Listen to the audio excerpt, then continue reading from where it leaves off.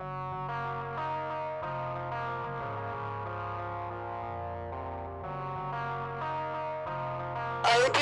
TV.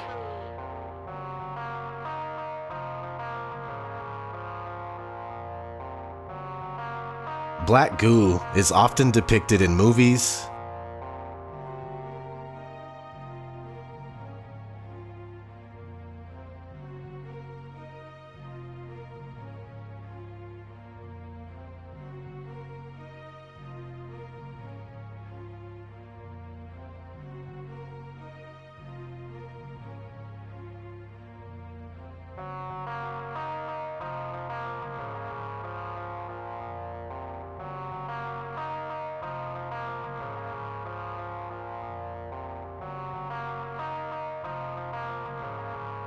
TV shows,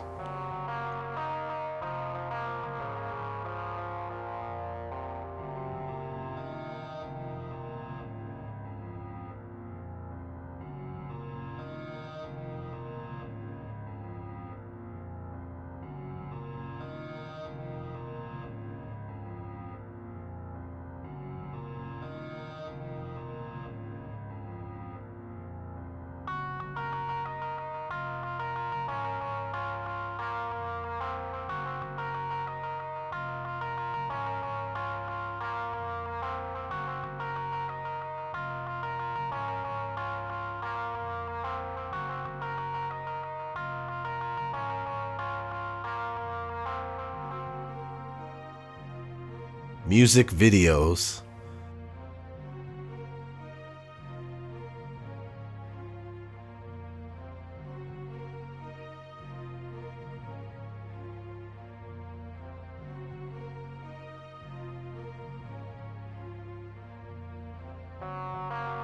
commercials,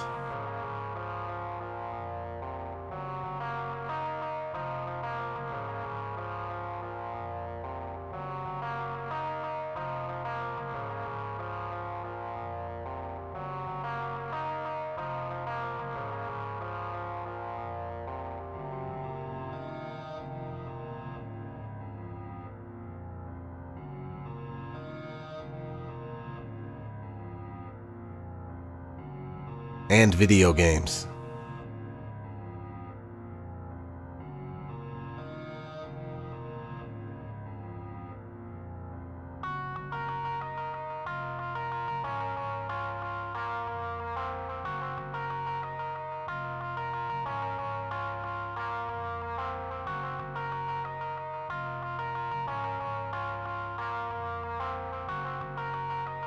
It even makes the news from time to time.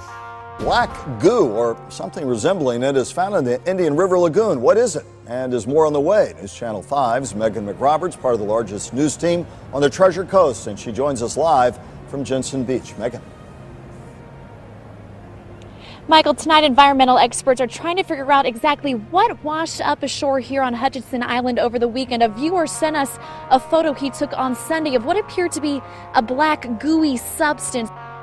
Cheryl McKenzie walked outside her Farmington Hills condo only to find her white Lincoln MKS covered in this blackish, bluish, green gook that rained down on her neighborhood. Then I started looking, I said, wow. And I walked up and down the street, and in the street it was covered. I went to each unit, it was covered. From the driveways and walkways to the windows and roof, Plum Grove Lane is splattered with this stuff. It happened 3 times recently, and no one knows what it is. Yuri Voldman tried to wash it off his SUV. And I have no idea where it's coming from. And sometimes in the morning, sometimes during the day. I thought maybe, birds flying. I think that it might be something from one of the airplanes. They might have dumped something out because the airplanes fly kind of low in this area. But we're really concerned. We're concerned that it might be toxic. So what are they trying to tell us? What is this black, mysterious substance? Well, I have formed some ideas, and I will admit now that this video is speculation on my part based on what I've discovered during my research on the subject. I want to start by pointing out the gray goo theory. Gray goo theory is the idea that, in the future, self-replicating nanotechnology will consume anything and everything until the environment and everything in it is completely affected. This theory was proposed in 1986. What's weird is I was doing research on transhumanism and I stumbled across this website called aleph.se. I'll put a link in the description. And it has a list of transhumanist terms along with their definition. Now there's tons of stuff on this list, but I want to highlight in particular blue goo,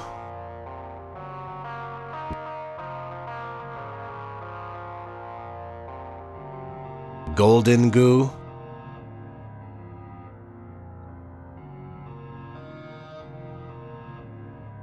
green goo,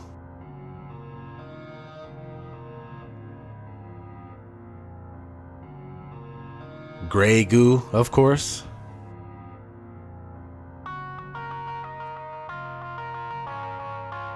khaki goo, pink goo. Pink goo reminds me of Ghostbusters. Red goo.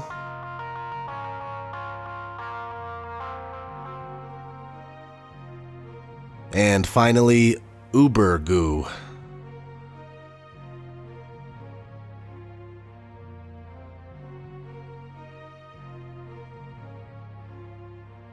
So anyway, I found that intriguing, and it all has to do with transhumanism, nanotechnology, programmable matter, and so on. It may even tie into chemtrails and Morgellons disease. But we'll get to that. Let's just start with programmable matter.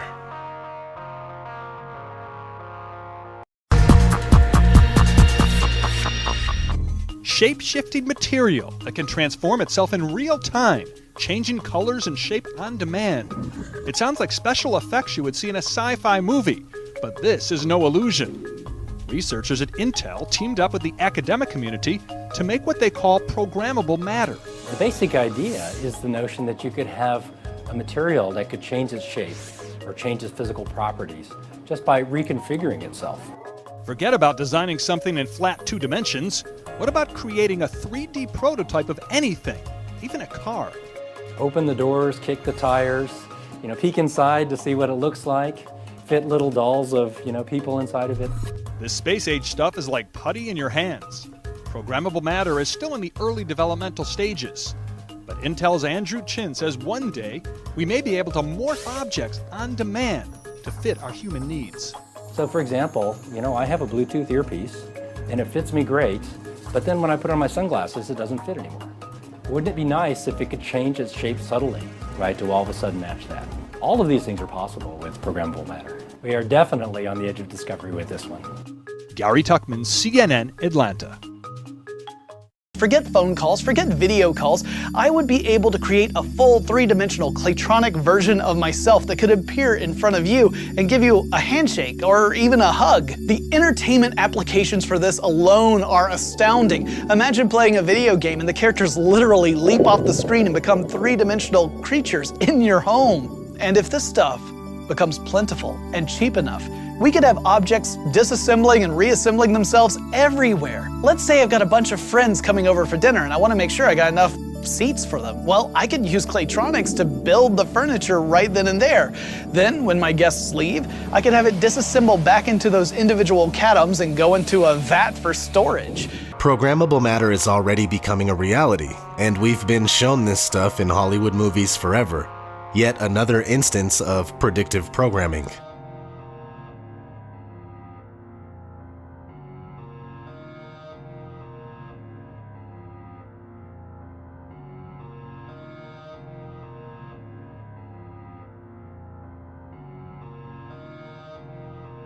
So now let's move on to smart dust. This powder-sized chip, and that's a salt crystal, so this is a small thing, is something called the Mu chip from Hitachi. It's the smallest commercially available RFID system in the world and can be pulse powered by radio waves. It doesn't require a battery. You can literally scatter this stuff like dust or embed it into a sheet of paper. And you know what the really interesting thing about this technology is? This was commercially released 10 years ago. So The inevitability of smart dust. So what is smart dust? Well, smart dust, of course, isn't a new concept. It originated with DARPA back in the 90s. And it's general purpose computing, sensors, wireless networking, all bundled up into millimeter scale sensor modes, drifting in the air currents, flecks of computing power settling on your skin, ingested, monitoring you inside and out. But in the future, every square inch of every city will be alive with intelligence. Because every street and every building will have a network of microcomputers built right into them. Dr. Chris Piester calls it smart dust. A smart dust particle or mote is a wireless sensor with sensing, computation, communication, and power in one package. These all-in-one microcomputers will be small, very small. The size of a mote today is about the size of a grain of rice. And we've shown that we can make the circuitry small enough and light enough that eventually it will be possible to make things that are on a sub-millimeter size scale. Tiny specks of computer smart dust will form a vast invisible network that can help manage the infrastructure of even the largest city. Smart cities in the future will take this low-power, inexpensive, small technology and basically distribute it everywhere. These tiny computers record information about their surroundings, information they can send to other computers or to you. Smart dust on the tracks will monitor your commuter train so you know if it's running late. Potholes will be able to report themselves and warn your car, and you'll never have to wait for a radio traffic report again. They're monitoring the flow of traffic and giving you alerts about what route is the right way to go to keep the traffic moving. Bridges will get a coating of smart dust particles that can warn us when they detect stress fractures, helping avoid deadly collapses. But smart dust will also allow buildings and streets to recognize you and respond accordingly. I think increasingly, the environment will respond to who we are and adapt in consequence. The city will know where you are if you want it to. Your workplace will know you. Smart dust at the entrance will boot up your computer. And smart dust embedded in the elevator doors will automatically ring your floor. Smart dust is going to sense the environment and allow us to improve the way that we live our lives. No matter how we live in the future city, it will be radically different. New research in Britain has raised concerns about the potentially harmful effect of nanoparticles. The emerging technology is used in a variety of medicines and even sunscreen. The research found that the small particles could damage the DNA of cells. They're tiny microscopic particles which can store and release drugs in specific areas of the body. As a result, nanoparticles are increasingly being used in medicine and surgery. But because the particles are so small, there's been growing concerns about potential toxicity. There's an emerging sort of body of evidence that says that for some particles of certain scales and of certain materials, that there are potential health risks. New British research has added to that concern. It found nanoparticles could damage cells without even entering them. Scientists found the particles change the function of cells and how they communicate with other cells. What this study shows is that even with a barrier between the blood supply where the nanoparticles are and cells, that there can be damage to cells, and not just a bit of damage, but significant damage to the DNA. One of the biggest areas of concerns has been the use of nanoparticles in sunscreen. A review this year by the Therapeutic Goods Administration found sunscreen was safe and that the particles didn't penetrate skin cells. If trends in science continue, there's no doubt nanoparticles will be used more and more. We really need to do fairly sophisticated studies of the toxicity of nanoparticles before we use them extensively in humans. The TGA says it will monitor scientific literature should any tangible safety concerns be identified. Sophie Scott, ABC News.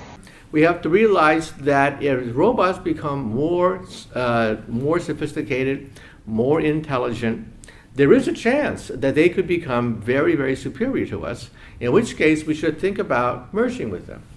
Alright, so smart dust is a reality, and it's possible that they are already distributing smart dust by way of chemtrails. And real quick, chemtrails are admittedly true. And many people don't believe they exist still. But they most certainly do, and I can prove it in 20 seconds with simple observations. 1. Sometimes chemtrail planes fly parallel to normal planes, and the normal plane clearly shows regular condensation trails. And 2. Sometimes they turn off the chemtrails and turn them back on in midair.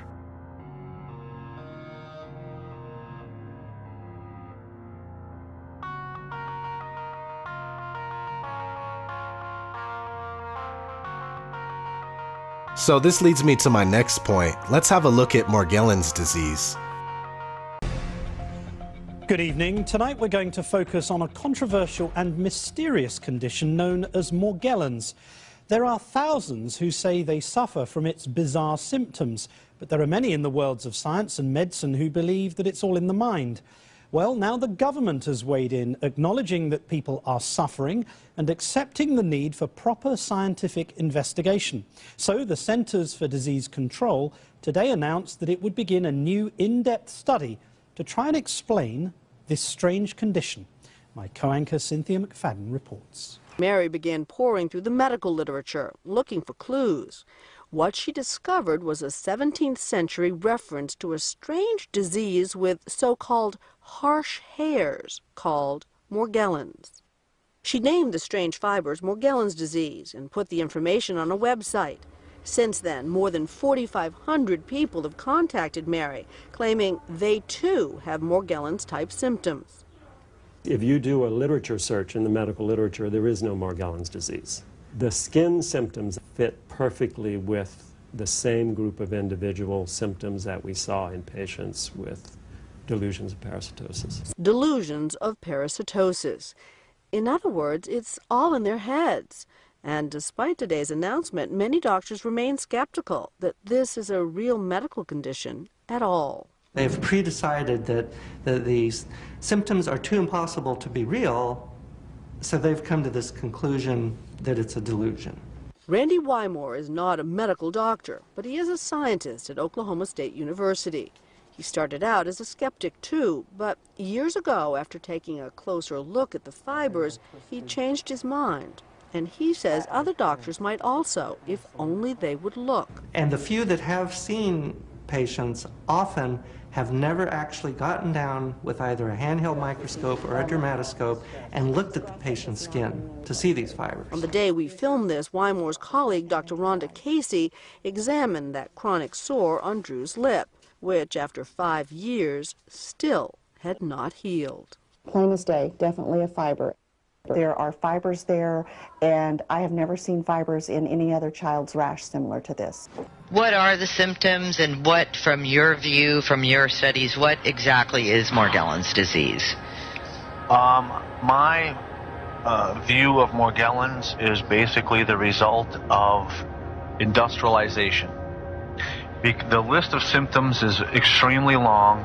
It's almost similar to like a fungal overload, pathogenic overload, and there's so many related symptoms. Some of the more prominent ones being the body actually growing these fibrils or hairs, the body producing artifacts of some kind, whether they're some people, I've even met a couple of people that are producing plant-like material growing out of their skin.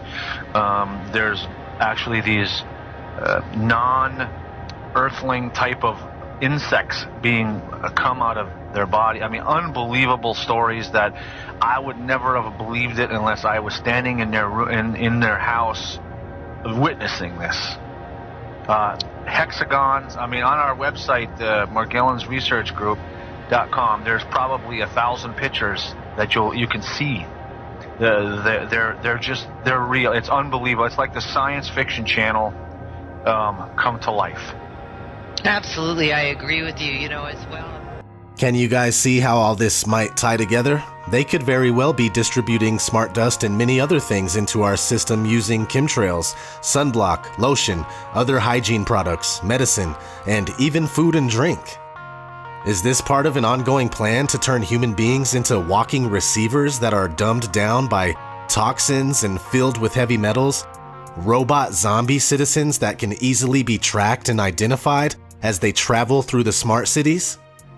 Are we in the process of a full-on gray goo takeover? Well, I think so. That's why I made this video. This has been ODD. Thanks for watching.